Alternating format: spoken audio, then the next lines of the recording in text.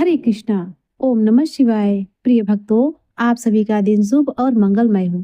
प्रिय भक्तों, आज हम जेठ मास महात्म के 17वें अध्याय का पाठ शुरू करने जा रहे हैं। परंतु उस परम पवित्र अध्याय की महिमा को आत्मसात करने से पहले शास्त्रों में वर्णित एक अत्यंत भावपूर्ण और कल्याणकारी कथा का श्रवण करना अति आवश्यक है। यह कथा हमारे हृदयों में वही भक्ति और श्रद्धा का भाव जगाएगी जो आगे आने वाले अध्याय 17 को समझने के लिए जरूरी है। यह प्रसंग हमें बताता है कि ईश्वर अपने भक्तों के कितने अधीन होते हैं और एक सच्चे भक्त की महिमा क्या होती है। तो आइए प्रिय भक्तों, बड़े ही श्रद्धा और प्रसन्न चित्त मन से पहले ये कथा सुनते हैं। समुद्र के किनारे बसे एक शांत और सुंदर गांव में एक वृद्ध महिला रहती थी। उनका वास्तविक नाम तो सुखिया था, लेकिन पूरे गांव में उन्हें इस नाम से कोई नहीं जानता था। गांव वाले उन्हें आदर और उनकी स्वभाव के कारण कृष्णाबाई कहकर पुकारते थे। सुखिया का कृष्णाबाई बनने का सफर उनकी अन्य कृष्ण भक्ति का ही परिणाम था। कृष्णाबाई अत्यंत निर्धन थी। उनके जीवन यापन का एकमात्र सहारा गांव के घरों में झाड़ू पोछा करना, बर्तन मांजना और खाना बनाना था। सुबह से लेकर शाम तक वह कठिन परिश्रम करती थी, लेकिन इस व्यस्तता और गरीबी के बीच भी उनका मन कभी अपनी आराध्य से विमुख नहीं हुआ। वह जो कुछ भी कमाती उससे अपनी बुनियादी जरूरतें पूरी करती और बाकी का सारा समय प्रभु की सेवा में लगा देती। कृष्णाबाई गांव के किनारे एक छोटी सी भूस की झोपड़ी में रहती थी। उनकी उस कुटिया में भौतिक सुख सुविधा का कोई साधन नहीं था, लेकिन वहां साक्षात ईश्वर का वास था। झोपड़ी के एक कोने में उन्होंने अपने प्राण प्रिय ठाकुर जी श्री कृष्ण की एक सुंदर मूर्ति स्थापित कर रखी थी। वह मूर्ति ही उनका संसार, उनका परिवार और उनका सर्वस्व थी। कृष्णाबाई की दिनचर्या अद्भुत थी। वह सुबह सूरज निकलने से पहले उठती, समुद्र के जल में स्नान करती और फिर सीधे बगीचे से ताजे सुगंधित फूल चुनकर लाती थी। इसके बाद वह बड़े ही प्रेम और तन्मयता से एक सुई और धागे की मदद से अपने कान्हा के लिए सुंदर माला पिरोती थी। वह दिन में 2 बार सुबह और शाम अपने हाथों से बनाई फूलों की माला श्री कृष्ण को पहनाती थी। जब वह माला पहना देती तो ठाकुर जी के सामने बैठ जाती और उनसे बातें करने लगती। वह कान्हा से ऐसे बतियाती थी जैसे कोई माँ अपने सगे बच्चे से बात करती है। वहां घंटों कान्हा से बातें करती रहती। गांव के लोग जब भी उनकी झोपड़ी के पास से गुजरते और उन्हें अकेले ही मूर्ति के सामने हंसते रोते या बातें करते देखते तो वे आपस में कानाफूसी करते। लोग सोचते कि बुढ़ापे के कारण बुढ़िया का दिमाग चला गया है और वह पूरी तरह पागल हो चुकी है। लेकिन कृष्णाबाई को दुनिया के तानों या हंसी से कोई सरोकार नहीं था। वह तो बस अपने कान्हा के रंग में रंग चुकी थी। एक रात जब पूरा गांव गहरी नींद में सोया हुआ था, कृष्णाबाई अपने ठाकुर जी के ध्यान में मग्न थी। अचानक उनकी झोपड़ी में एक दिव्य प्रकाश से भर गई और उन्हें अपने कान्हा की स्पष्ट मधुर और गंभीर आवाज सुनाई दी। श्री कृष्ण ने अपने परम भक्त से कहा, हे माई, कल इस क्षेत्र में एक बहुत बड़ा और विनाशकारी भूचाल आने वाला है। समुद्र अपनी सीमाएं लांघ देगा और यहाँ पूरा गांव जलमग्न हो जाएगा। तुम तुरंत यहाँ गांव छोड़ दो और किसी पास के सुरक्षित गांव में चली जाओ। यह कोई साधारण स्वप्न नहीं था, बल्कि साक्षात मालिक का आदेश था। कृष्णाबाई के लिए कान्हा का वचन ही ब्रह्म वाक्य था। भोर होते ही उन्होंने बिना किसी संशय के अपने भूस की झोपड़ी से सामान इकट्ठा करना शुरू कर दिया। उन्होंने अपने सबसे कीमती पूंजी अपने कान्हा की मूर्ति को बड़े जतन से कपड़े में लपेटा और अपनी पोटली में बांध ली। कृष्णाबाई का हृदय विशाल था। वह केवल अपनी जान बचाकर नहीं भागना चाहती थी, इसीलिए वह गांव के गलियों में निकल पड़ी और हर राहगीर तथा घर घर जाकर जोर जोर से कहने लगी, अरे भाइयों बहनों, मेरी बात सुनो। कल रात मेरे सपने में साक्षात कान्हा जी आए थे। उन्होंने कहा कि कल यहाँ भारी प्रलय आने वाला है, महाविनाश होगा, यह गांव समुद्र में डूब जाएगा। तुम सब भी अपना सामान बांधो और तुरंत इस गांव को छोड़कर पास के सुरक्षित गांव में चलो। लेकिन सांसारिक लोग ईश्वर की वाणी और भक्त के विलाप को कहाँ समझते हैं। जो कोई भी उस बूढ़ी महिला की बात सुनता, वह जोर जोर से ठहाके लगाकर हंसने लगता। लोग कहने लगते कि बुढ़िया का पागलपन अब सातवें आसमान पर जा पहुंचा है। रोज तो पत्थर की मूर्ति से बात करती थी, अब इसे सपने में भी आदेश मिलने लगे हैं। बुढ़िया सठिया गई है। भला इतना बड़ा हाथ हंसता खेलता गांव कैसे डूब जाएगा। जब कृष्णाबाई ने देखा कि कोई भी उनकी बात मानने को तैयार नहीं है, तो उन्होंने एक बैलगाड़ी किराए पर मंगवाई। उन्होंने अपना मामूली सा सामान और अपने प्यारे कान्हा जी की मूर्ति को गाड़ी में रखा और स्वयं उसमें बैठ गई। जब बैलगाड़ी गांव की मुख्य सड़क से गुजर रही थी, तब भी लोग तमाशा देखने के लिए जमा हो गए और उनकी इस मूर्खता पर हंस रहे थे, तालियां बजा रहे थे। कृष्णाबाई ने भारी मन से अपने गांव के लोगों को देखा, लेकिन वे विवश थी। बैलगाड़ी धीरे धीरे आगे बढ़ी, गांव की सीमा आ गई। बस गाड़ी के पहिए अपने गांव की सीमा पार करने अगले गांव में प्रवेश करने ही वाले थे कि अचानक कृष्णाबाई के कानों में फिर से वही जानी पहचानी, व्याकुल कर देने वाली कृष्णा की आवाज गूंजी। कान्हा ने कहा, अरे पगली, तू जा तो रही है, लेकिन जरा ठहर। अपनी झोपड़ी में से वह सुई तो ले आ, जिससे तू रोज इतनी श्रद्धा से माला बनाकर मुझे पहनाती है। यह सुनकर कृष्णाबाई के पैरों तले जमीन खिसक गई। उनका हृदय कांप उठा और वे तड़प उठी। वे बदहवास होकर चिल्लाई, हाय, मुझसे यह कैसी भारी भूल हो गई। मैं अपने प्रभु की सबसे प्रिय वस्तु वह सुई ही झोपड़ी में भूल आई, जिससे मैं उनके लिए माला पिरोती थी। अगर सुई नहीं होगी तो मैं अगले गांव में जाकर अपने कान्हा की माला कैसे बनाऊंगी। उनके बिना तो मेरा श्रृंगार अधूरा रह जाएगा। कृष्णाबाई ने तुरंत गाड़ी वालों को वहीं रोकने का आदेश दिया। गाड़ी वाला हैरान था, लेकिन माई के चेहरे पर छाई व्याकुलता को देखकर उसने गाड़ी रोक दी। कृष्णाबाई गाड़ी से उतरी और पागलों की तरह बदहवास होकर वापस अपने गांव और अपनी झोपड़ी की तरफ दौड़ी। गांव वालों ने जब बुढ़िया को वापस दौड़ते हुए आते देखा, तो उनके मजाक और ठठोले की सीमा न रही। लोग हंसते हुए बोले, देखो देखो, पागल बुढ़िया का ज्ञान वापस आ गया, लौट आई ना वापस। लेकिन कृष्णाबाई को किसी की परवाह नहीं की।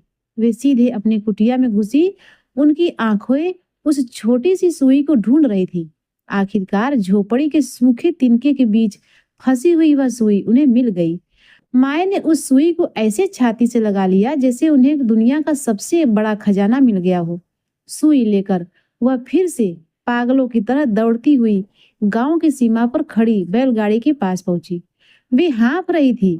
गाड़ी वालों ने कहा, माई, तुम एक छोटी सी सुई के लिए इतनी परेशान क्यों हो रही हो? देखो, सब कुछ तो ठीक है, यहाँ कुछ नहीं होने वाला। माई ने लंबी सांसें ली और सुई को संभालते हुए कहा, अरे अच्छा, अब चल और जल्दी से अपने गांव की सीमा पार कर। गाड़ी वालों ने ठीक वैसे ही किया। उसने बैलों को तेजी से आगे बढ़ाया। अरे यह क्या! जैसे ही बैलगाड़ी के पहिए ने अपने गांव की सीमा को पूरी तरह पार किया, वैसे ही पीछे एक ऐसा भयानक दृश्य उपस्थित हुआ जिसकी कल्पना भी किसी ने नहीं की थी। अचानक धरती से हिली एक भयानक गड़गड़ाहट की आवाज हुई और समुद्र में गगन चुंबी लहरें उठने लगी। देखते ही देखते समुद्र का अथाह जल पूरे वेग के साथ गांव के भीतर घुस गया। चीख पुकार मचने का भी समय नहीं मिला।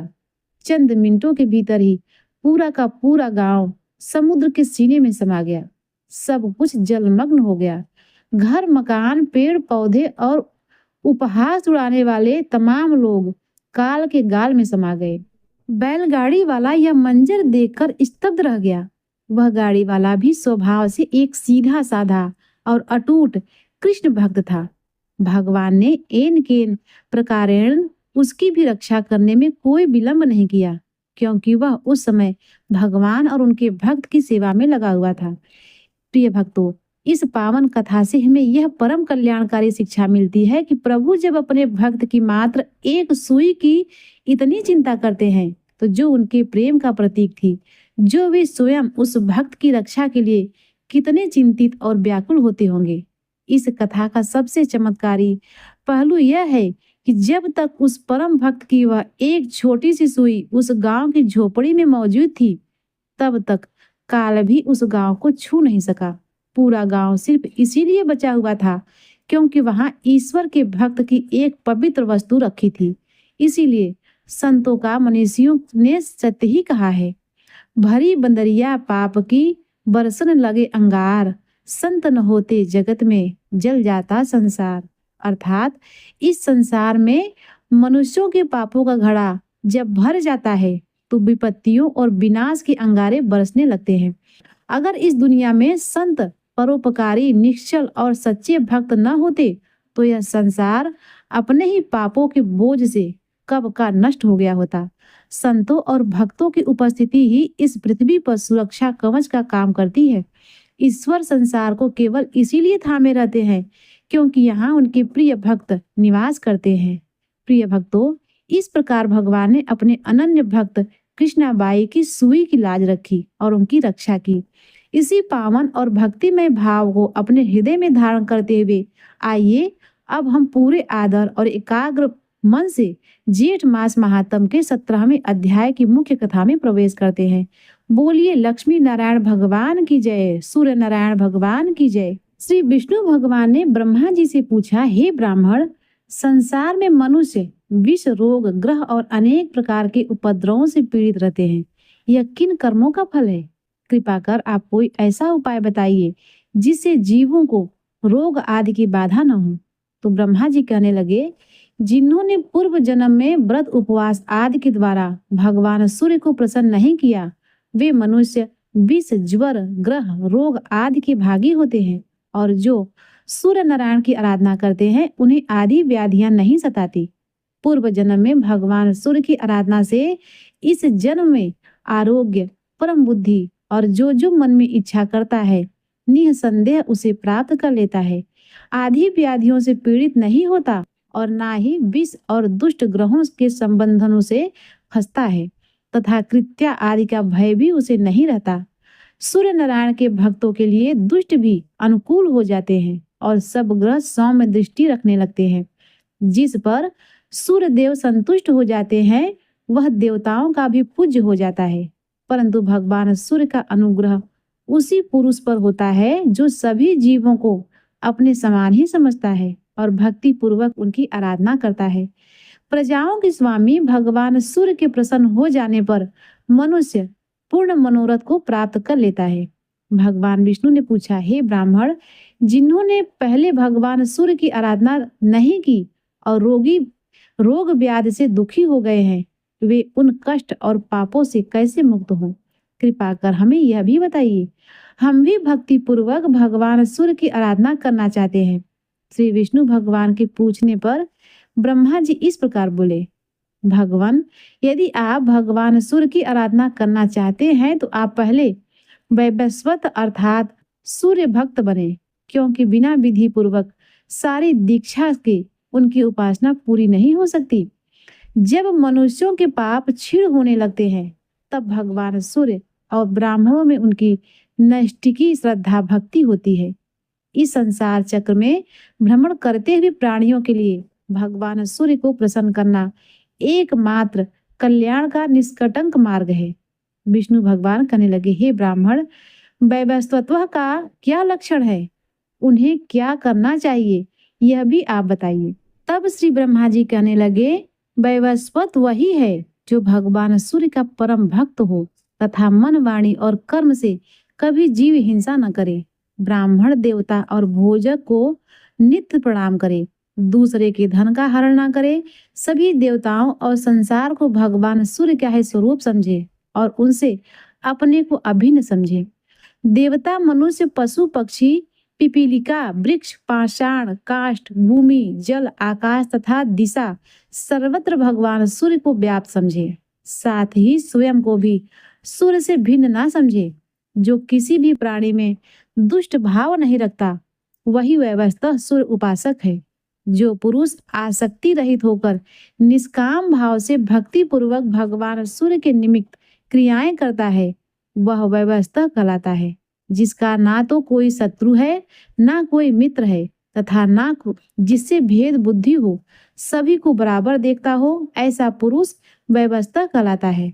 जिस उत्तम गति का व्यवस्था पुरुष प्राप्त करता है, वह योगी और बड़े बड़े तपस्वियों के लिए दुर्लभ है। जो सभी प्रकार से भगवान सूर्य का दृढ़ भक्त है, वह धन्य है। भक्ति पूर्वक आराधना करने से ही सूर्य भगवान का अनुग्रह प्राप्त होता है। श्री ब्रह्मा जी बोले, मैं भी उनके दक्षिण दक्षिण किरण में उत्पन्न हुआ हूँ। भगवान और उन्हीं के वाम किरण से भगवान शिव तथा वक्ष स्थल से शंख चक्र गदाधारी और आप उत्पन्न हुए हैं। उन्हीं की इच्छा से आप सृष्टि का पालन और शंकर जी संहार करते हैं। इसी इच्छा से आप इस प्रकार रुद्र, इंद्र, चंद्र, वरुण, वायु, अग्नि आदि सभी देवता सूर्य देव से ही प्रादुर्भाव अर्थात प्रकट हुए हैं और उनकी आज्ञा के अनुसार अपने अपने कर्मों में प्रवृत्त हो रहे हैं। इसीलिए भगवान आप भी सूर्य भगवान की आराधना कीजिए, इससे सभी मनोरथ पूर्ण हो जाएंगे। पितामह ब्रह्मा जी और विष्णु भगवान के इस संवाद को जो भी भक्ति पूर्वक श्रवण करता है, वह मनवांछित फलों को प्राप्त करता है। अंत में स्वर्ण के विमान में बैठकर सूर्य लोक हो जाता है। राजा शतानिक ने कहा, मुनि, भगवान सूर्य की कथा सुनते सुनते मुझे तो तृप्ति ही नहीं होती, अतः आप पुनः उन्हीं के गुणों और चरित्रों का वर्णन कीजिए। तब सुमंतु मुनि कहने लगे, राजन, पूर्व काल में ब्रह्मा जी ने भगवान सूर्य की जो पवित्र कथा ऋषियों को सुनाई थी, उसे मैं आपको सुनाता हूँ। और यह कथा हर प्रकार के पापों को नष्ट करने वाली है। जो भी भक्त इस कथा को सुनता है, उसके सभी पापों का नाश हो जाता है। एक समय भगवान सूर्य के प्रचंड तेज से संतप्त होकर ऋषियों ने श्री ब्रह्मा जी से पूछा कि हे ब्राह्मण, आकाश में स्थित यह अग्नि की तुल्य दान करने वाला तेज पुंज कौन है? तो ब्रह्मा जी कहने लगे, मुनीश्वरों, प्रलय के समय जब सारा स्थावर जंगम जगत नष्ट हो गया, उस समय सर्वत्र अंधकार ही अंधकार था। उस समय सर्वप्रथम बुद्धि उत्पन्न हुई। बुद्धि से अहंकार तथा अहंकार से आकाश आदि पंच महाभूतों की उत्पत्ति हुई और उनमें से एक अंड उत्पन्न हुआ, जिसमें 7 लोक और 7 समुद्रों सहित पृथ्वी स्थित है। उसी अंड में स्वयं ब्रह्मा जी, विष्णु जी, शिव जी भी स्थित थे। अंधकार से भी व्याकुल थे, सभी त्रस्त थे। फिर सभी परमेश्वर का ध्यान करने लगे। ध्यान करने से अंधकार को हरण करने वाला एक तेज पुंज प्रकट हुआ। उसे देखकर हम सभी देवता गण उनकी इस प्रकार दिव्य स्तुति करने लगे, हे सनातन देव, आप ही समस्त चराचर प्राणियों के आदि सृष्टा और ईश्वरों के ईश्वर तथा आदि देव हैं। देवता, गंधर्व, राक्षस, मुनि, किन्नर, सिद्ध, नाग तथा तिर्यक योनियों के आप ही जीवनधार हैं। आप ही ब्रह्मा, विष्णु, शिव, प्रजापति, वायु, इंद्र, सोम, वरुण तथा काल हैं और आप ही सृष्टा, संहार करता, पालन करता और सबके शासक भी आप ही हैं। आप ही संसार सागर, नदी, पर्वत, विद्युत, इंद्रधनुष आदि सब कुछ आप ही हैं। आप ही व्यक्त और अव्यक्त भी हैं। ईश्वर से परे विद्या, विद्या से परे शिव तथा शिव से परतर आप परम देव हैं। हे परमात्मन, आपके पाणिपाद, अक्षि, सिर, मुख सर्वत्र चतुर्दिक व्याप्त है। आपकी दैप्तिमान सहस्त्रों किरणें सभी ओर व्याप्त हैं। इस प्रकार हमारी स्तुति से प्रसन्न होकर वे तेजस रूप कल्याणकारी देव मधुर वाणी में बोले, देवगण, आप क्या चाहते हैं? तब हमने कहा, प्रभु, आपके इस प्रचंड तप्त रूप को देखने में कोई भी समर्थ नहीं है, अतः संसार के कल्याण के लिए आप सौम्य रूप धारण कीजिए।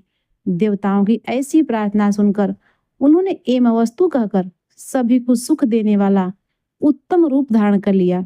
सुमंतु मुनि कहने लगे, राजन, सांख्य योग का आश्रय ग्रहण करने वाले योगी आदि तथा मोक्ष की इच्छा रखने वाले पुरुष इनका ही ध्यान करते हैं। इनके ध्यान से बड़े बड़े पाप नष्ट हो जाते हैं। अग्निहोत्र, वेद पाठ और प्रचुर दक्षिणा से युक्त यज्ञ भी भगवान सूर्य की भक्ति के 16वें की कला के तुल्य भी फलदायक नहीं है। यह तीर्थों के भी तीर्थ, मंगलों के भी मंगल और पवित्रों को भी पवित्र करने वाले हैं। जो इनकी आराधना करते हैं वे सभी पापों से मुक्त हो जाते हैं और अंत में सूर्य लोक को प्राप्त कर लेते हैं। वेद आदि शास्त्रों में भगवान देवपति उपासना आदि के द्वारा जिस प्रकार सुलभ हो जाते हैं, उसी प्रकार सूर्यदेव समस्त लोकों के उपास्य हैं।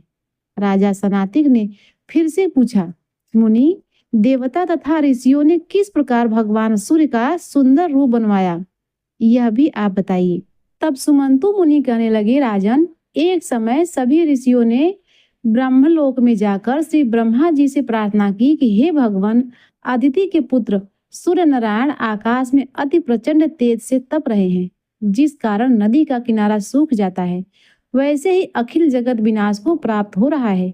हम सब भी अति पीड़ित हैं और आपका आसन कमल भी सूख रहा है। तीनों लोकों में कोई सुखी नहीं है। अतः आप ऐसा उपाय कीजिए जिससे यह तेज शांत हो जाए। तब श्री ब्रह्मा जी ने कहा, मुनीश्वरों, सभी देवताओं के साथ आप और हम सब सूर्य नारायण की शरण में जाएं, उसी में सभी का कल्याण होगा। ब्रह्मा जी की आज्ञा पाकर ब्रह्मा, विष्णु तथा शंकर सभी देवता और ऋषिगण उनकी शरण में गए और उन्होंने भक्ति भाव पूर्वक नम्र होकर अनेक बार से उनकी स्तुति की। देवताओं की स्तुति से सूर्य नारायण प्रसन्न हो गए। सूर्य भगवान बोले, आप लोग वर मांगिए। उस समय सभी देवता ने यही वर मांगा कि प्रभु आपके तेज को विश्वकर्मा कम कर दे, ऐसी आज्ञा आप प्रदान कीजिए।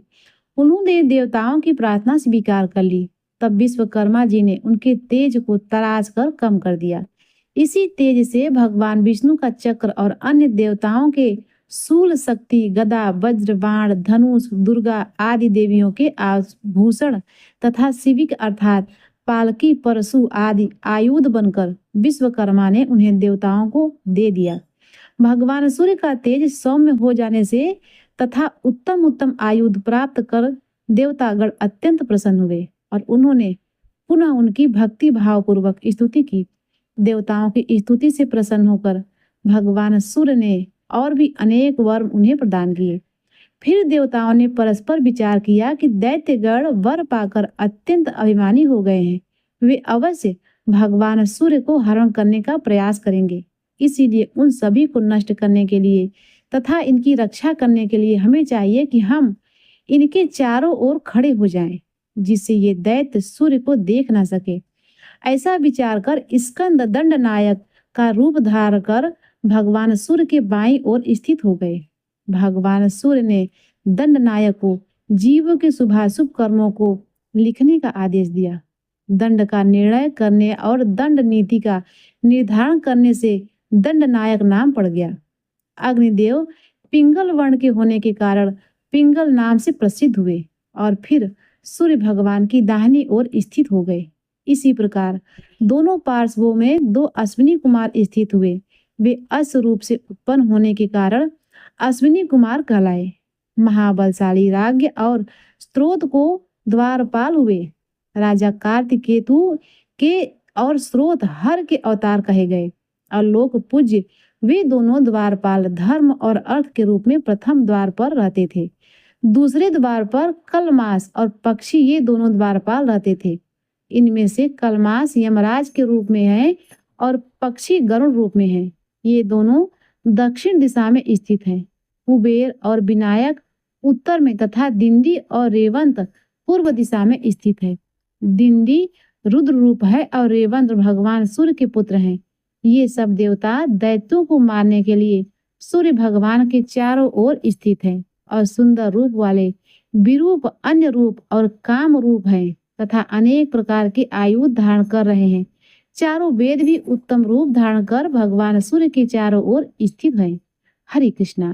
प्रिय भक्तों, आज के अध्याय में बस इतना ही। इसके आगे का वृत्तांत आप सभी भक्तों लोग कल के अध्याय में जरूर सुनिएगा। प्रिय भक्तों, अब आइए सुनते हैं जेठ महीने में जल दान करने का महत्व के बारे में। बहुत समय पहले की बात है। किसी नगर में एक साहूकार और साहूकारनी रहते थे। दोनों पति पत्नी बहुत धार्मिक प्रवृत्ति के थे।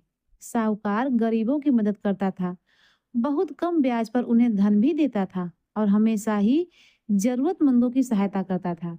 साथ ही उसकी पत्नी भी बहुत धार्मिक स्वभाव की महिला थी। वह व्रत पूजा भी बहुत करती थी। व्रत उपवास करती, दान देती और पूजा पाठ करती थी।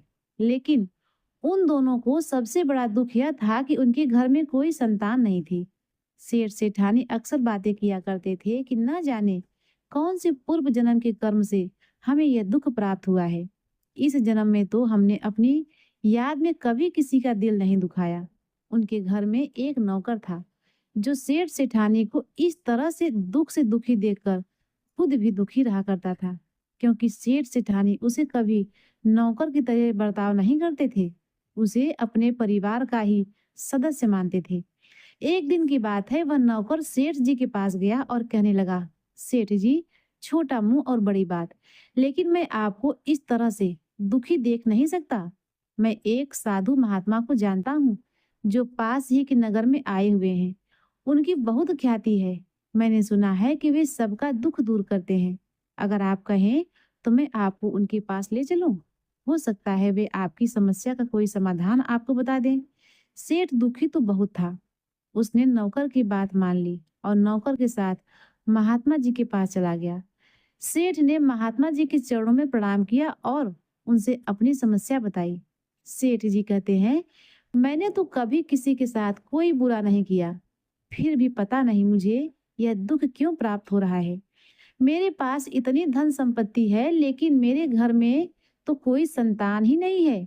तो मैं इस धन संपत्ति का क्या करूंगा? महाराज जी, मुझे कोई ऐसा उपाय बताइए जिससे कि मेरे घर में भी संतान हो जाए। चाहे तो मैं इसके लिए अपनी सारी धन संपत्ति न्यौछावर करने को तैयार हूँ। साधु बाबा बोले, सेठ जी, धन संपत्ति न्यौछावर करने से अगर संतान की प्राप्ति हो सकती तो आज सभी को संतान प्राप्ति हो जाता। राजा महाराजा कभी भी निसंतान नहीं रहते। लेकिन तुम चिंता मत करो, पहले मैं तुम्हारे दुख का कारण जान लूं। हो सकता है उस दुख के निवारण का भी कोई उपाय मिल जाए। साधु बाबा ने सेठ जी का हाथ देखा तो कहने लगे, सेठ जी, आपके पूर्व जन्म के कर्म के कारण तुम्हें यह दुख प्राप्त हो रहा है। पिछले जन्म में तुम एक मंदिर के पुजारी थे और तुम्हारे घर में संतान नहीं थी। तुम पूजा पाठ तो बहुत करते थे। तुम्हारी पूजा पाठ से भगवान प्रसन्न हुए और तुम्हारे घर में एक कन्या का जन्म हुआ।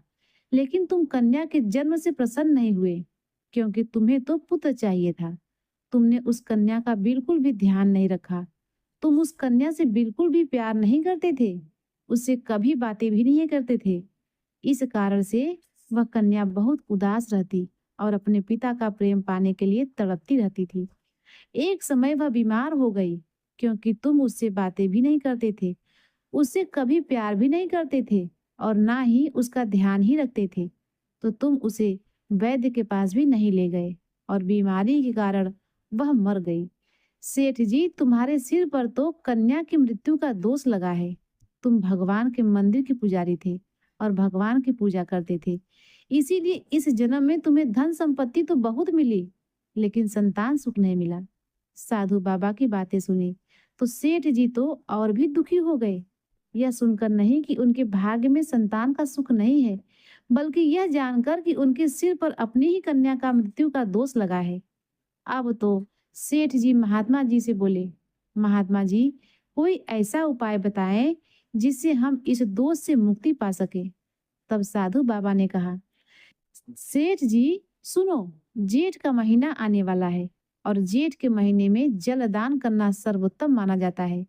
जल के दान से बड़ा कोई भी दान नहीं। तुम अपनी पत्नी के साथ पूरे जेठ के महीने में जल का दान करो। अपने पत्नी के साथ अगर तुम पूरे जेठ के महीने में गंगा स्नान करोगे और प्यासे मनुष्यों के लिए पानी की व्यवस्था करोगे, जल का दान करोगे, तो तुम्हें इस पाप से मुक्ति मिल जाएगी। धीरे धीरे करके जेठ का महीना भी आ गया और जिस सेठ जी ने साधु बाबा से कहे अनुसार अपनी पत्नी के साथ रोज गंगा स्नान किया करे और जल दान भी किया करते थे। तेज चिलचिलाती धूप में आने जाने वालों के लिए उन्होंने पानी की व्यवस्था की। सेठानी अपने घर की छत पर भी रोज पक्षियों के लिए पानी का बर्तन रखती। गली में घूमने वाले आवारा पशु पक्षियों के लिए भी पानी की व्यवस्था कर दी। इस तरह से पूरे जेठ के महीने में दोनों पति पत्नी ने गंगा स्नान किया और जितना अधिक हो सका जल का दान किया।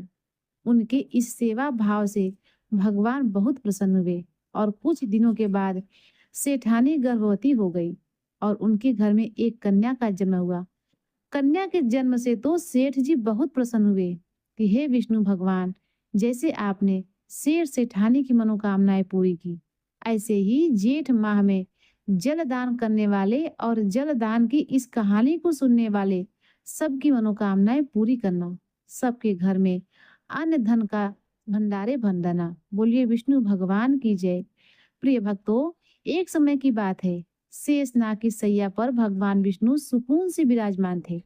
उनका नील वर्णी शरीर दिव्य आभा बिखेर रही थी। उनके समीप भी माता लक्ष्मी उनके चरण दबा रही थी। चारों ओर दिव्य प्रकाश था और वातावरण में शांत संगीत की ध्वनि गूंज रही थी। इसी बीच एक पावन पथ से आकाश मार्ग से होते हुए देवर्षि नारद जी वहां पर आए। देवर्षि नारद जी के हाथ में उनकी दिव्य बीड़ा थी और मुख पर चिंता की रेखाएं। भगवान विष्णु ने नारद जी को देखा तो कहा, आइए पधारिए नारद जी, आपका स्वागत है। ऐसा प्रतीत होता है कि आज आप कुछ चिंता में हैं। कहिए क्या बात है। नारद जी ने शीश झुकाकर भगवान विष्णु को प्रणाम किया और कहने लगे, हे प्रभु, मैं अभी अभी पृथ्वी लोक से लौटकर आ रहा हूँ। पृथ्वी का भ्रमण करते हुए मैंने एक विचित्र दृश्य देखा। वहां पर कुछ लोग पीपल के वृक्ष को काट रहे थे, जैसे उन्हें उसके महत्व का ज्ञान ही नहीं हो। दूसरी ओर कुछ मनुष्य, कुछ तपस्वी मुनि और कुछ साधक उस वृक्ष की पूजा कर रहे थे। वे उसकी परिक्रमा कर रहे थे, जल अर्पित कर रहे थे और मंचोद्धार करते हुए भगवान विष्णु यानी आपकी स्तुति कर रहे थे। हे प्रभु, इस विरोधाभास को देखकर मेरे मन में यह जिज्ञासा उत्पन्न हुई कि पीपल के पेड़ का रहस्य क्या है। यह वृक्ष इतना पवित्र क्यों है। कुछ लोग इसकी पूजा करते हैं और जिन्हें इनका ज्ञान नहीं, वे इसे काटने का महापाप करते हैं। कृपा करें और मुझे इसके महत्व के बारे में विस्तार से बताएं, ताकि मैं इस ज्ञान को पृथ्वी लोक में फैला सकूं। भगवान विष्णु के मुख पर एक कोमल मुस्कान आ गई और वे बोलने से हैं कि नारद जी, तुम्हारा प्रश्न बहुत ही महत्वपूर्ण है। पीपल का पेड़ कोई साधारण पेड़ नहीं, बल्कि यह तो स्वयं मेरे स्वरूप का प्रतीक है। यह न केवल देवताओं का निवास स्थान है, बल्कि इसकी पूजा से मनुष्य के सभी पापों का नाश हो जाता है और उन्हें मोक्ष की प्राप्ति होती है। मैं तुम्हें पीपल के पेड़ के महत्व की एक कथा सुनाता हूँ, जिससे आपको यह पता लगेगा कि यह पेड़ पवित्र क्यों है और इसकी पूजा क्यों करनी चाहिए। जो कोई भी इस पवित्र कथा को सुनता है, उसके जन्म जन्मांतर के पाप नष्ट हो जाते हैं, चाहे उसने अपने अज्ञानवश कितने ही बड़े पाप क्यों न किए हों। इस कथा को सुनने मात्र से उसके सभी पाप नष्ट हो जाते हैं। इस कथा को सुनने वाला अपने पुत्रों का आशीर्वाद प्राप्त करता है। उसके पूर्वज संतुष्ट होते हैं और उसे सुख समृद्धि और शांति का वरदान देते हैं। इसके फलस्वरूप पितरों के ऋण समाप्त हो जाते हैं और उसके मार्ग में आने वाली सभी बाधाएं भी दूर हो जाती हैं। जो कोई भी इस कथा को सुनता है, उसके घर में दुर्भाग्य और दरिद्रता का नाश हो जाता है और उसके घर में सुख समृद्धि और लक्ष्मी का वास होता है। उसका जीवन सदा ही मंगलमय होता है। यदि किसी को संतान सुख की प्राप्ति में बाधा हो रही हो, तो इस कथा को सुनने मात्र से और पीपल के पेड़ की पूजा करने से उसे संतान सुख की प्राप्ति भी हो जाती है। हे नारद, पूर्व काल की बात है। एक बहुत ही गरीब व्यक्ति था, जिसका नाम हरिदास था। हरिदास ईमानदार और परिश्रमी था, लेकिन उसका जीवन बहुत कठिनाइयों से भरा हुआ था। वह जंगल से लकड़ी काट कर लाता और उन्हें बेचता, जैसे तैसे करके अपने परिवार का पालन पोषण करता था। उसका परिवार बहुत बड़ा था। उसके परिवार में उसके बूढ़े माता पिता थे, उसकी पत्नी थी और उसके 3 छोटे छोटे बच्चे थे। हरिदास दिन रात मेहनत करता, लेकिन फिर भी उसने अपने परिवार की पर्याप्त भोजन नहीं जुटा पाता था। उसके घर में किसी भी प्रकार का धार्मिक कार्य नहीं होता था, ना देवताओं की पूजा अर्चना होती थी, क्योंकि हरिदास को शास्त्रों और धार्मिक महत्व के विषय में कुछ भी ज्ञान नहीं था। एक दिन की बात है, हरिदास अपने हाथ में कुल्हाड़ी लिए जंगल की ओर जा रहा था। सुबह से ही वह जंगल के एक एक कोने में घूमता रहा। पर उसे लकड़ियों तो दूर एक सूखा पेड़ भी नहीं मिला। अब उसकी थकान बढ़ती जा रही थी। हरिदास को अब चिंता होने लगी कि यदि आज लकड़ियां नहीं मिली तो घर में चूल्हा नहीं जलेगा। भूख और प्यास से व्याकुल वह जंगल में और आगे बढ़ने लगा। वह जंगल बड़ा ही भयानक था। ऊंचे ऊंचे वृक्ष, घनी बेल और झाड़ियों ने सूरज की रोशनी तक को धरती पर आने से रोक रखा था। जगह जगह पर सांप, बिच्छू और अन्य हिंसक जीवों के खतरे भी थे, पर हरिदास की विवशता से उसे वहां तक खींच लाई थी। बहुत देर तक भटकने के बाद अचानक उसकी नजर एक विशाल वृक्ष पड़ी। वह वृक्ष अपनी चारों ओर एक अजीब सी आभा बिखेर रहा था। उसकी शाखाएं मानो आकाश को छू रही थी और उसकी जड़ें धरती की गहराई से बांध कर रखे हुए थी। यह पीपल का एक पेड़ था। हरिदास ने मन ही मन सोचा कि अरे वाह, कितना बड़ा और मजबूत पेड़ है। यदि मैं इसकी कुछ टहनियां काट लूं तो आज का काम बन जाएगा। फिर उसने अपनी कुल्हाड़ी को मजबूती से थामा और वृक्ष के पास पहुंच गया। वृक्ष के नीचे खड़ा होकर उसने एक क्षण के लिए इधर उधर देखा। अभी वह अपनी कुल्हाड़ी से वृक्ष पर आघात करने ही वाला था, तभी उसे एक भयानक आवाज सुनाई दी, जो किसी स्त्री की प्रतीत हो रही थी। वह कह रही थी, अरे मनुष्य, रुक जाओ, यह तुम क्या करने जा रहे हो? हरिदास ने चौंक कर इधर उधर देखा, लेकिन उसे कोई भी दिखाई नहीं दिया। अगले ही क्षण वृक्ष के तने के पास एक भयानक काले रंग का सर्प दिखाई दिया। उसे सर्प की आंखें चमक रही थी, मानो उसमें अग्नि की ज्वालाएं जल रही हो। हरिदास भयभीत हो गया और पीछे हटने लगा। सर्प अब धीरे धीरे उसके सामने आकर खड़ा हो गया। अब वह एक सर्प नहीं, बल्कि एक सुंदर स्त्री का रूप धारण कर चुका था। यह कोई साधारण स्त्री नहीं, बल्कि एक नागकन्या थी। उसका चेहरा तेजस्वी था और उसकी आंखों में अपार रहस्य झलक रहे थे। फिर नागकन्या ने गंभीर स्वर में कहा, अरे मनुष्य, तुम इस पीपल के पेड़ को क्यों काट रहे थे? क्या तुम्हें ज्ञान नहीं कि पीपल के पेड़ में देवताओं का वास होता है? इसे काटने से तुम्हें महान पाप लगेगा। हरिदास की सांसें तेज हो गई और भयभीत होकर कांपते हुए कहने लगा, हे देवी, आप कौन हैं और मुझसे मनुष्य की वाणी में कैसे बात कर रही हैं? और इस पेड़ की ऐसी क्या खास बात है जो मैं इसे नहीं काट सकता? मेरा तो काम ही है पेड़ों की लकड़ियों को काटना। लकड़ी बेचता हूँ, तभी मेरे परिवार का गुजारा चलता है। फिर मैं इस पेड़ को क्यों नहीं काट सकता हूँ, बताइए। तब वह नागकन्या मुस्कुराने लगी और कहने लगी, हे मनुष्य, मैं इस पीपल के पेड़ की रक्षक हूँ और मेरा नाम सुरसा है। यह पेड़ मुझे बहुत प्रिय है, क्योंकि इसी पेड़ पर मेरा वास है और मैं इसके साथ, मेरा संबंध केवल इस जन्म का नहीं, बल्कि पिछले जन्म का है। सुनो, मैं तुम्हें अपने पिछले जन्म की कहानी सुनाती हूँ। ऐसा कहते हुए सुरसा का चेहरा गंभीर हो गया। उसकी आंखों में अतीत का एक गहरा रहस्य चमकने लगा। हरिदास विस्मय और जिज्ञासा से उसकी ओर देखने लगा, क्योंकि यह सब उसके लिए बहुत विचित्र था। नागकन्या ने अपनी कहानी को कहना शुरू कर दिया कि हे मनुष्य, पिछले जन्म में मेरा नाम सुमति था और मेरा जन्म एक वैश्य परिवार में हुआ था। मेरे पिता एक धनवान व्यापारी थे। मेरे विवाह का आयोजन उन्होंने बड़ी धूमधाम से किया। मेरे विवाह एक पुण्यात्मा और ज्ञानी वैश्य पुत्र के साथ हुआ, जिसका नाम धर्मपाल था। मेरे पति बहुत धार्मिक प्रवृत्ति के थे और अनाज का व्यापार करते थे। उनका जीवन सादा था, लेकिन धर्म और सत्कर्मों में लीन था। किंतु मैं तो उनके गुणों के सर्वथा विपरीत ही थी। मेरा स्वभाव बहुत स्वार्थी और अहंकारी था। मैं ना अपने पति का आदर करती थी और ना ही किसी भी प्रकार के धर्म कर्म में रुचि रखती थी। मुझे देवी देवताओं की पूजा करना व्यर्थ लगता था। मेरा मन तो सदा ही सांसारिक सुखों और धन संपत्ति में लिप्त रहता था। मेरे पति मुझे समझाते रहते थे कि हमें जीवन में पुण्य के कार्य करने चाहिए, देवी देवताओं की पूजा करनी चाहिए, व्रत उपवास करने चाहिए, किंतु मैं उनकी बातों को अनसुना कर देती। हमारे गांव के पास ही एक मुनि का आश्रम था। वह आश्रम बहुत शांत, पवित्र और प्रकृति की छांव में बसा हुआ था। वहां के वातावरण में एक अलौकिक शांति थी। उस आश्रम के आंगन में एक छोटा सा पीपल का पेड़ था। गांव के लोग वहां पर पूजा करने आते थे। पीपल के पेड़ के चारों तरफ दीपक जलाते, जल चढ़ाते और परिक्रमा करते थे। उनका यह विश्वास था कि इस पेड़ में भगवान विष्णु का वास है और इनकी पूजा करने से उनके पितृ प्रसन्न होंगे। लोगों की श्रद्धा और भक्ति से वह पेड़ बहुत ही कम समय में एक विशाल वृक्ष बन गया। एक दिन की बात है, मैं उस आश्रम के पास से जा रही थी।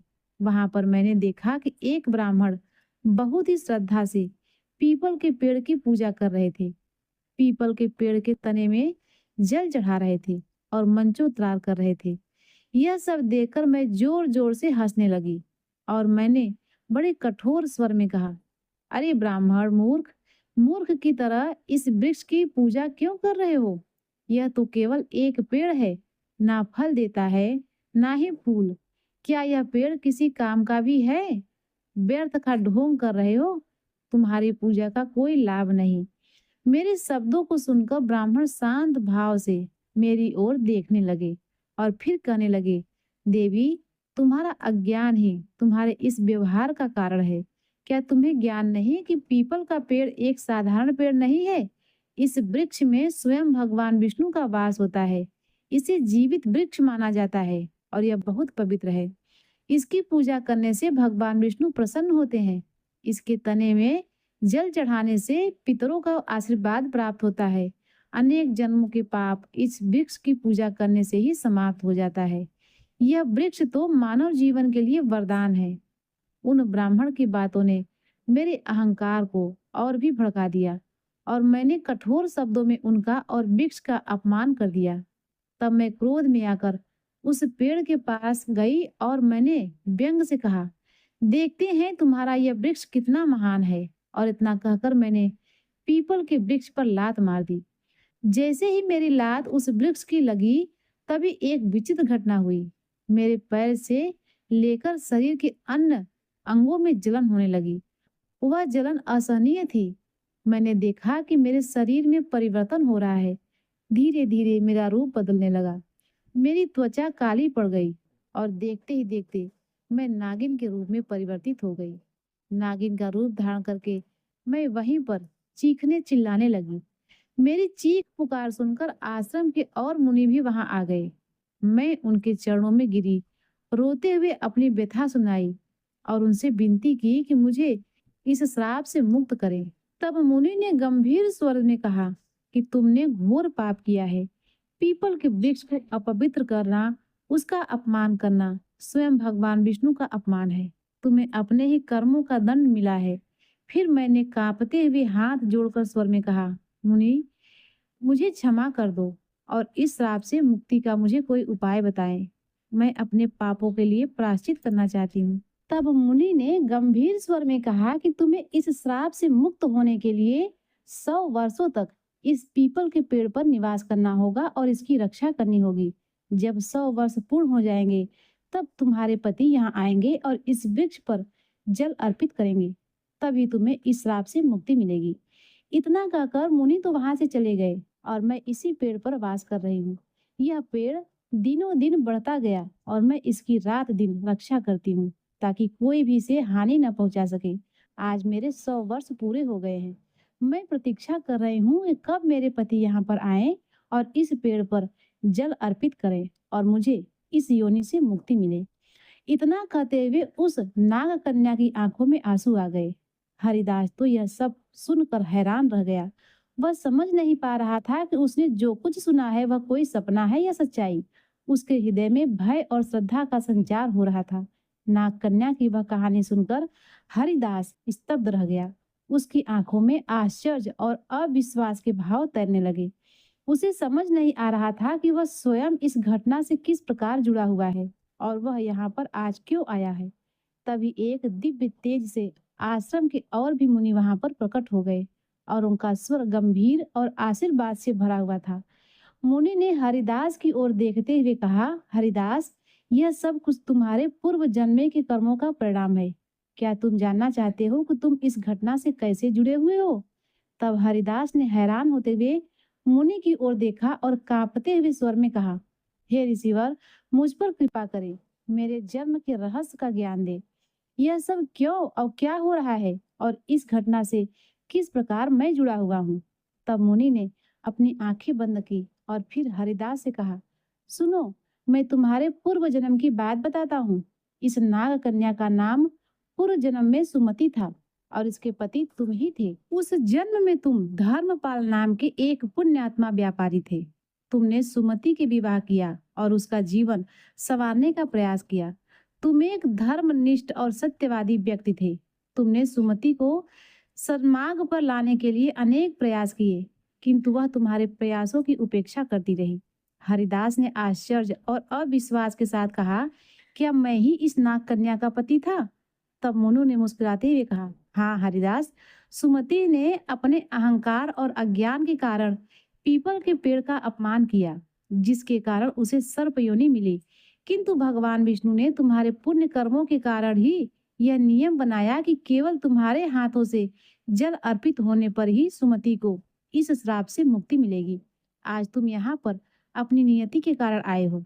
तुम्हारा यहाँ आना मात्र कोई संयोग नहीं, बल्कि विधि का विधान है। सुमति, जो अब चुपचाप खड़ी थी, मुनि की बातें सुनकर हरिदास के पैरों में गिर पड़ी। उसकी आंखों में आंसू बहने लगे और वह कांपते हुए स्वर में बोली, हे स्वामी, मैं अपने पूर्व जन्म के पापों के लिए आपसे क्षमा मांगती हूँ। मेरे अहंकार और अज्ञान के कारण मैंने आपको बहुत दुख पहुंचाया और पीपल के पेड़ का अपमान भी किया। किंतु आज मैं आपसे एक प्रार्थना कर रही हूँ कि आप इस पवित्र पीपल के वृक्ष पर जल अर्पित करें और मुझे इस श्राप से मुक्त करें। नाग कन्या को इस प्रकार रोते हुए देखा तो हरिदास की आंखों में करुणा भर आई और उसने मुनि की ओर देखकर कहा, हे ऋषिवर, मुझे बताइए कि मैं इस पुण्य कार्य को कैसे करूं। तब मुनि ने कहा, हरिदास, पीपल के पेड़ के पास जाओ और श्रद्धा से इस वृक्ष पर जल अर्पित करो। भगवान विष्णु का स्मरण करो। इससे तुम्हारे पूर्व जन्म के बंधन समाप्त हो जाएंगे और सुमति को भी मुक्ति मिलेगी। तब मुनि ने हरिदास को एक जल से भरा हुआ कलश दिया।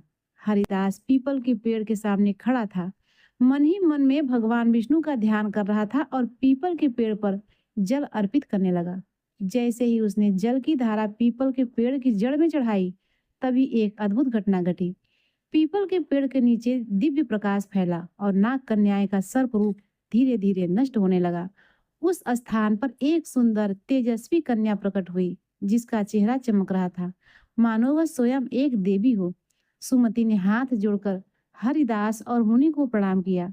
सुमति बोली, हे स्वामी, आज आपके पुण्य और भगवान विष्णु की कृपा से मुझे इस श्राप से मुक्ति मिली है। मैं आपकी कृतज्ञ हूँ। आपने न केवल मेरे पापों का प्रायश्चित कराया, बल्कि मुझे मोक्ष के मार्ग पर ले आए हो। मुनि के ने आशीर्वाद देते हुए कहा, सुमति, अब तुम स्वर्ग लोक को प्रस्थान करो। तुम्हारा श्राप समाप्त हो गया है। भगवान विष्णु आपकी रक्षा करे।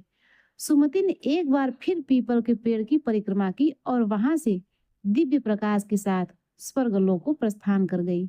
इस घटना के बाद हरिदास के जीवन में भी बड़ा परिवर्तन आया। उसे पीपल के वृक्ष की महिमा का पता लगा। अब वह रोज पीपल के पेड़ का पूजन करने लगा। उसने अपने परिवार से भी पीपल के पेड़ का पूजन करने को कहा। अब पूरा परिवार पीपल के पेड़ की पूजा करता था। भगवान विष्णु कहते हैं, हे नारद, यह बात बिल्कुल सत्य है कि पीपल का पेड़ सृष्टि का जीवन है। मैं इसकी जड़ों में निवास करता हूँ। तने में भगवान शिव का वास है और शाखाओं में ब्रह्मा जी का वास होता है। इस पेड़ की पूजा करने से मनुष्य को त्रिदेव का आशीर्वाद प्राप्त होता है। जो कोई भी पीपल सींचने की इस कथा को सुनता है अथवा दूसरों को सुनाता है और पीपल के पेड़ की पूजा करता है, उसे मेरे परम धाम की प्राप्ति होती है। उसके सभी पापों का नाश होता है और उसे जीवन में सुख शांति की प्राप्ति होती है तथा परलोक में मोक्ष का आशीर्वाद प्राप्त होता है। नारद जी कहते हैं, हे प्रभु, अब मैं पृथ्वी लोक पर जाऊंगा और इस कथा का प्रचार करूंगा। मैं लोगों से कहूंगा कि पीपल के वृक्ष का अपमान नहीं करना चाहिए, बल्कि इसकी पूजा करनी चाहिए। इसकी पूजा करके वे आपके सानिध्य को प्राप्त कर सकते हैं। इस प्रकार भगवान विष्णु ने नारद जी को पीपल के पेड़ की महिमा सुनाई। प्रिय भक्तों, यह कथा आपको कैसी लगी? कमेंट बॉक्स में हमें जरूर बताइएगा। प्रिय भक्तों, अब आइए सुनते हैं लपसी और तपसी की कथा। प्राचीन काल की बात है। एक पवित्र नदी के किनारे दो साधु रहा करते थे। उनमें से एक का नाम लपसी था और दूसरे का नाम तपसी था। दोनों का स्वभाव और भगवान की भक्ति करने का तरीका एक दूसरे से बिल्कुल अलग था। तपसी का मानना था कि कठोर साधना, उपवास और दिन रात मंत्रों का जाप करने से ही ईश्वर प्रसन्न होते हैं। वह सारा दिन आसन लगाकर बैठता, अपने इंद्रियों को वश में करता और कठिन तपस्या में लीन रहता था। दूसरी ओर लप्सी का स्वभाव बड़ा ही सरल और सीधा था। वह बहुत ज्यादा नियम धर्म नहीं जानता था। उसका सीधा सा नियम था, वह रोज सुबह उठता, स्नान करता और शुद्ध मन से 1.25 सेर आटे की स्वादिष्ट लपसी बनाता था। फिर पूरी श्रद्धा से भगवान को उसका भोग लगाता और बड़े आनंद से उसे प्रसाद रूप में खा जाता। लपसी के मन में कोई छल कपट नहीं था। वह जो कुछ करता प्रभु को समर्पित करके ही करता था। समय बीतता गया। तपसी को धीरे धीरे अपने कठिन साधन पर घमंड होने लगा। उसे लगा कि वह दिन भर भूखा प्यासा रहकर भगवान का नाम लेता है, इसीलिए वह सर्वश्रेष्ठ है। एक दिन दोनों के बीच इस बात को लेकर बहस छिड़ गई। दोनों में से बड़ा और सच्चा भक्त कौन है? लपसी ने कहा कि मैं बड़ा हूँ, क्योंकि मैं जो भी बनाता हूँ सबसे पहले अपने प्रभु को तृप्त करता हूँ। इस पर तपसी के अहंकार से कहा, नहीं, मैं बड़ा हूँ। तू तो बस खाने पीने में मस्त रहता है, जबकि मैं दिन रात भूखे पेट रहकर भगवान की कठिन आराधना करता हूँ। दोनों का विवाद इतना बढ़ गया कि वे आपस में लड़ने लगे। उसी समय वहां से देव ऋषि नारद गुजर रहे थे। दोनों को लड़ते देख नारद मुनि उनके पास आए और बोले कि तुम साधु होकर इस तरह आपस में क्यों झगड़ रहे हो? लपसी ने कहा कि मैं बड़ा हूँ और तपसी ने कहा कि मैं बड़ा हूँ। तपसी बोला कि मैं सारे दिन भगवान की पूजा अर्चना करता हूँ, इसीलिए मैं बड़ा हूँ। नारद जी दोनों की बात सुनकर समझ गए कि तपसी के मन में अहंकार आ गया है। उन्होंने कहा कि आप दोनों शांत हो जाइए। मैं कल सुबह आप दोनों की परीक्षा लूंगा और तभी फैसला करूंगा कि आप में से कौन बड़ा है। अगले दिन सुबह लपसी और तपसी हमेशा की तरह नदी में स्नान करके लौटे। नारद जी पहले से ही वहां अदृश्य रूप में मौजूद थे। उन्होंने दोनों की भक्ति की परीक्षा लेने के लिए उनके रास्ते में 1.25 करोड़ रुपए की एक बहुमूल्य रत्न जड़ित अंगूठी फेंक दी। सबसे पहले लपसी वहां से गुजरा। उसका ध्यान तो बस भगवान के भोग और अपनी लपसी की तैयारी में था। उसने उस चमचमाती अंगूठी को देखा तो जरूर, लेकिन उसे मन में कोई लालच नहीं आया। लपसी का ध्यान उस अंगूठी पर बिल्कुल नहीं गया और वह बिना रुके आगे बढ़ गया तथा अपनी लपसी बनाने में जुट गया। इसके बाद तपसी वहां आया और तपस्या करने बैठने लगा। जैसे ही वह आसन पर बैठा, उसे वह अंगूठी दिखी। अंगूठी की चमक देखकर तपसी का मन डोल गया और उसके भीतर लोभ जाग उठा। उसने चालाकी से उस कीमती अंगूठी को अपने घुटने के नीचे दबा लिया और आंखें बंद करके तपस्या करने लगा। लपसी लापसी बनाकर उसका भगवान के भोग लगाकर जीमने बैठ गया। इतने में नारद जी वहां आए और उन्होंने दोनों से पूछा कि बताओ अब कौन बड़ा है? फिर तपसी ने गर्व से कहा, मैं बड़ा हूँ। नारद जी मुस्कुराए और बोले, तपसी जरा तेरा घुटना उठा। जैसे ही तपसी ने अपना घुटना उठाया, उसके नीचे से वह 1.25 करोड़ की अंगूठी निकल आई। तब नारद जी गंभीर होकर बोले, यह अंगूठी तूने चुराई है। तू ऊपर से तपस्या कर रहा था, लेकिन मन में इस धन में था, इसीलिए तुझे तेरी तपस्या का फल नहीं मिलेगा। तेरा सारा पुण्य नष्ट हो गया। तपसी को अपनी भूल का एहसास हुआ और वह रोते हुए बोला कि हे नारद मुनि, मुझसे बहुत बड़ा पाप हो गया। अब मेरी तपस्या का यह दोष कैसे दूर होगा? मुझे मेरा पुण्य कैसे मिलेगा? नारद जी ने कहा कि अब जो गलतियां संसारी लोग करेंगे, उसके अधूरे कर्मों का फल तुझे मिलेगा। नारद जी ने नियम बताते हुए कहा कि जो व्यक्ति घर में रोटी बनाकर बाटियां नहीं बनाएगा, तो उसका फल तुझे मिलेगा। यदि कोई ब्राह्मण को जिमाकर दक्षिणा नहीं देगा, तो उसका फल तुझे मिलेगा। यदि कोई किसी को साड़ी देकर ब्लाउज नहीं देगा, तो उसका फल तुझे मिलेगा। जो व्यक्ति दिया से दिया जलाएगा, तो उसका फल तुझे मिलेगा। इसके साथ ही संसार में लोग सब व्रत त्योहार की कहानी सुनने के बाद यदि तेरी और लपसी की यह कहानी नहीं सुनेंगे, तो उसके पूरे व्रत का फल तुझे मिलेगा। तब से हिंदू धर्म में सभी व्रतों और पूजा के बाद लपसी और तपसी की कहानी सुनी जाती है।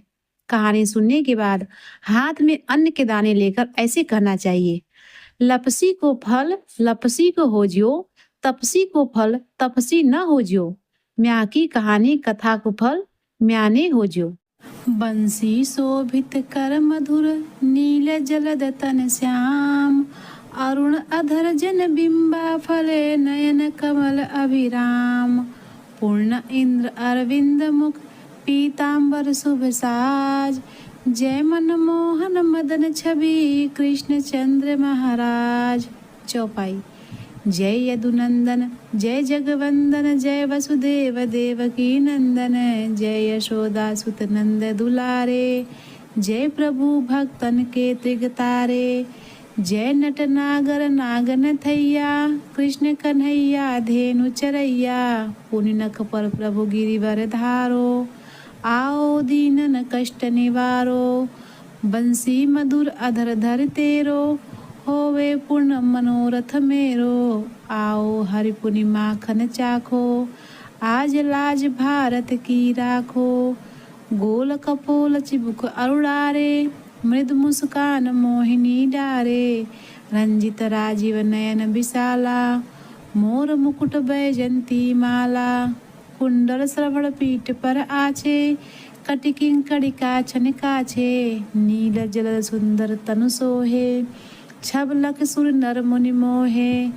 मस्तक तिलक अलक घुंघराले, आओ कृष्ण बांसुरी वाले, करि पै पान पूत नहीं तार्यो, अका बका कागा सुर मार्यो, मधुबन जलत अग्नि जब ज्वाला, भय शीतल लख तै नंद लाला, सुरपति जब्र चढ़ौरी साई, मूसल धार वारी बरसाई, लगत लगत ब्रचहन बहायो, गोवर्धन नख धारी बचायो, लख यशोदा मन भ्रम अधिकाई, मुख में 14 भुवन दिखाई, दुष्ट कंस अधि उत्तम मचायो, कोटि कमल जब फूल मंगायो, नाथि कालहि तब तुबलीन है, चरण चिन्ह दय निर्भय कीन है, करि गोपिन संग रास बिलासा, सबकी पूरण कर अभिलाषा, केतक महा असुर संहार्यो, कंसई केस पकड़ दई मारो, माता पिता की बंदी छुड़ाई,